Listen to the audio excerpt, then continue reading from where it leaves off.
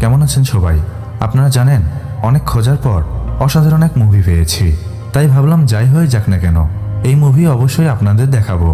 মুভির নাম the translator. একটি বই যার 2টা পার্ট অলরেডি পাবলিশ হয়ে গেছে এবং 3 নম্বর পার্ট কিছুদিনের মধ্যেই প্রকাশ পাবে।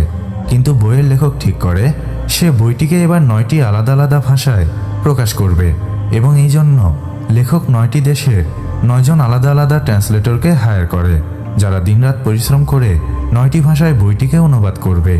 কিন্তু এখানে একটা সমস্যা ছিল। যেহেতু বইটি একটি সিক্রেট বই ছিল, তাই পাবলিশের আগে বইটির কোনো পার্ট পাইরেসি হয়ে যেন প্রকাশ না পায়, এই জন্য ওই 9 জন ট্রান্সলেটরকে একটি সিক্রেট বাংকারে বন্দি করে রাখা হয়। কিন্তু ওই বাংকারে বন্দি করার পর সেই 9 জন ট্রান্সলেটরের সঙ্গে ভয়ানক সব ঘটনা ঘটতে শুরু করে। শেষ পর্যন্ত তারা কি বাংকার থেকে বেঁচে ফিরতে পেরেছিল, এটাই দেখব আজকের গল্পে। তাহলে চলুন আর দেরি না করে গল্প শুরু করা যাক। গল্পের শুরুতেই আমরা বুক পাবলিশ কোম্পানির এক সিইওকে দেখতে পাই, যার নাম ছিল এরিক। সে একটি বড় বুক ফেয়ারের আয়োজন করেছিল, যে দেখুন ডিলাস নামের ফেমাস বইয়ের 3য় খণ্ড আমরা খুব তাড়াতাড়ি রিলিজ করব।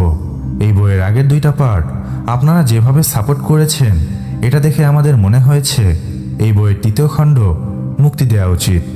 আগামী 2 মাসের মধ্যে আমরা 3য় খণ্ড প্রকাশ করব এবং এভাবেই 3য় খণ্ডের অ্যানাউন্সমেন্ট শেষ হয়ে যায়। এরপর দেখা যায় আমরা একে একে বিভিন্ন দেশের ট্রান্সলেটরকে দেখতে পাই, যাদের ইনভাইট করে নিয়ে আসা হয়েছিল। এর নাম টেলমা, সে ছিল পর্তুগিজ ট্রান্সলেটর। এর নাম হেলেন, সে ছিল ডেনমার্ক ট্রান্সলেটর। এর নাম অ্যালেক্স, সে ছিল ইংল্যান্ড ট্রান্সলেটর। এর নাম এন্ড্রিক, সে ছিল জার্মান ট্রান্সলেটর। এর নাম জাভিয়র, সে ছিল স্পেনের ট্রান্সলেটর। এর নাম ড্যারিও, সে ছিল ইটালিয়ান ট্রান্সলেটর। এরপর গ্রিক ট্রান্সলেটর ক্যান্ড্রিনোস এবং সর্বশেষ চাইনিজ ও রাশিয়ান ট্রান্সলেটর, যাদের নাম ছিল চ্যান ও ক্যাথরিনা। এই সমস্ত প্রফেশনাল ট্রান্সলেটর ফ্রান্সের বিশাল বড় এক ম্যানশনে চলে আসে। এখানেই তাদের ওই বইটিকে ট্রান্সলেট করতে হবে।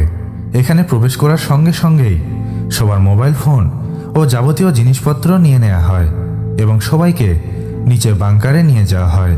ট্রান্সলেটররা সবাই অনেক হ্যাপি ছিল, কারণ ডিডলাস নামের সেই ফেমাস বইটির 3য় খণ্ড মুক্তির আগেই তারা সেটা ভালো করে পড়তে পারবে। এরকম অসাধারণ ভাগ্য কয়জনের হয়?